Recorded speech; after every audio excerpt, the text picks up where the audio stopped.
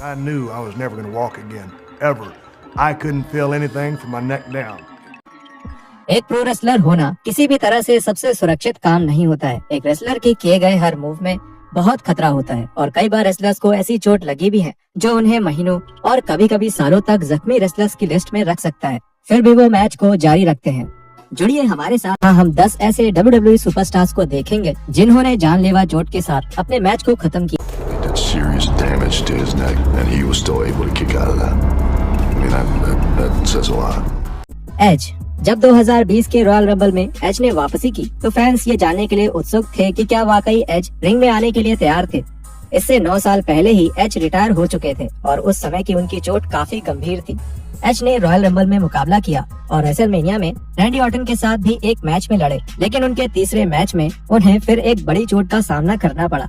ये मैच भी Randy Orton के खिलाफ ही था और इस बार इस मैच का title the greatest wrestling match ever था। एज को मैच के दौरान एक ट्राइसेप की चोट लगी और लकीली उनकी गर्दन सही सलामत थी, नहीं तो एज को फिर से रिटायर होना पड़ सकता था।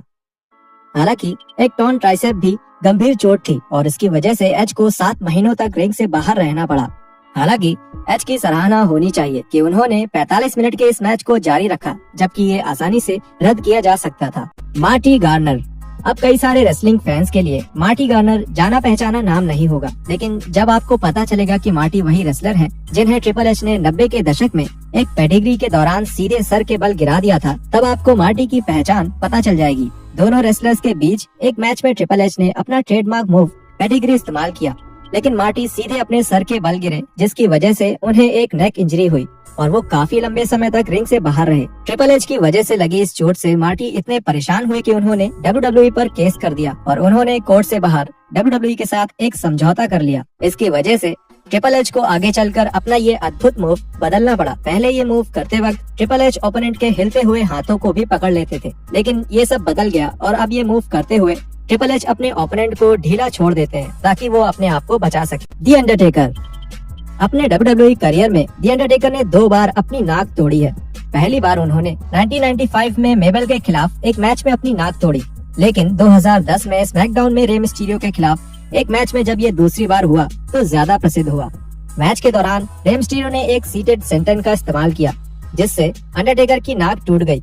अजीब बात ये रही कि अंडरटेकर ने मैच के बीच में ही अपनी नाक सीधी कर ली। अंडरटेकर ने बाद में बताया कि जब उन्होंने अपनी नाक सीधी की तो दर्द की वजह से उन्हें 3-3 रे मिस्टीरियो दिख रहे थे। हार्डकोर हॉली। प्रो रेसलिंग में सबसे ताकतवर रेसलर्स में से एक माने जाने वाले रेसलर हार्डकोर हॉली को 2000 में हाथ टूटने का सामना करना पड़ा और इसके बावजूद भी किसी तरह से उन्होंने मैच जारी रखा।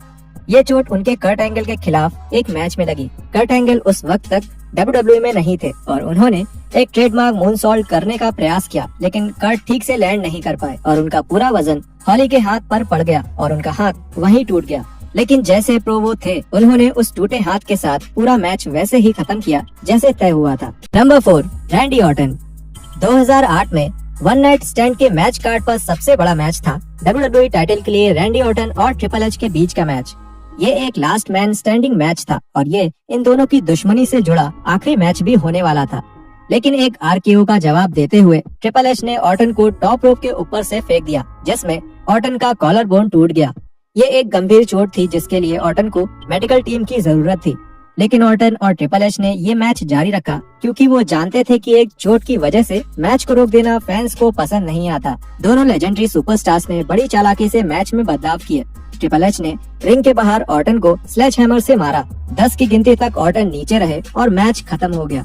ऑर्टन कई महीनों तक रिंग से बाहर रहे, लेकिन वो भाग्यशाली थे कि वो एक प्रोफेशनल रेसलर के साथ काम कर रहे थे और ट्रिपल एच ने उन्हें जितना हो सके उतना सुरक्षित रखा और मैच को एक अच्छा अंत भी दिया।